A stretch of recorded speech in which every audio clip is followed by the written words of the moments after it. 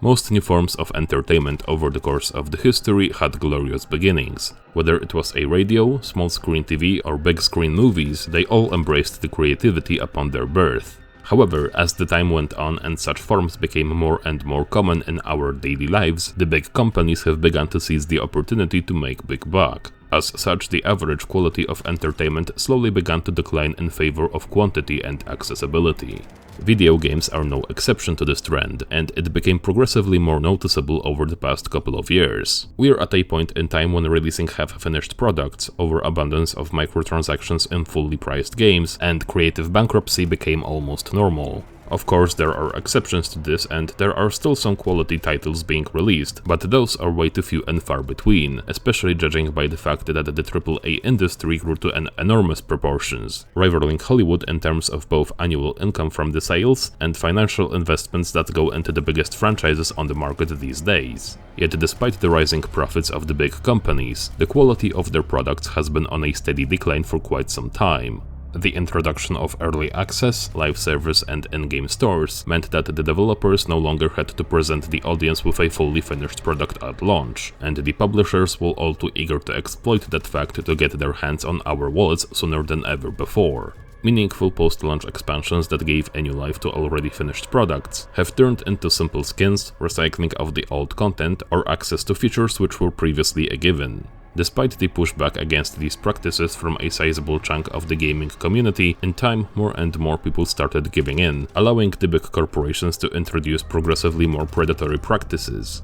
A once outrageous idea of purchasing a skin for $1 has turned into digital gambling with real money. Loot boxes and loot drops became a common sight in major premium products, as paying a full price for a video game was no longer enough for the investors and publishers. Gamers themselves were no longer seen as an audience of an art form, but rather a source of an easy profit. The gaming industry that has once resembled an art gallery has now become a casino. Despite the eventual outlawing of the gambling mechanics in many countries across the globe, it didn't take long for the corporate to replace it with a new scheme. The live service games became a new trend, as the paid post-launch content, which required a certain level of commitment from the publishers and the developers, was exchanged for a continuous support and steady release of such content. While on paper it sounded like potentially the best thing that could happen to gaming, the outcome was the exact opposite. While once players could eagerly await a new expansion for their favorite game, the prospect of live service has allowed the developers to be freed from the commitments that such expansions would once impose on them. As a result, the audience began to receive less content over extended and often strenuous amount of time. As the major content drops became more diluted, the gaps were filled with the cosmetics that were once part of the loot boxes, as seasonal battle pass and in-game stores allowed the big companies to encourage their fans to spend more and more money on a regular basis. As such, cheap skins became bundles, many of them costing almost half of a premium-priced game.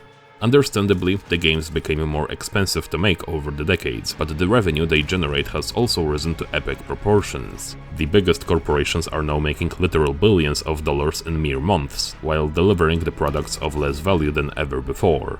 And while the top executives are largely to blame for pushing the industry in this direction, as gamers have also played a part in creating this situation. While not everyone has given into the corporate schemes, enough people are compliant to allow the companies to generate an enormous profits using the predatory practices and let them get away with it.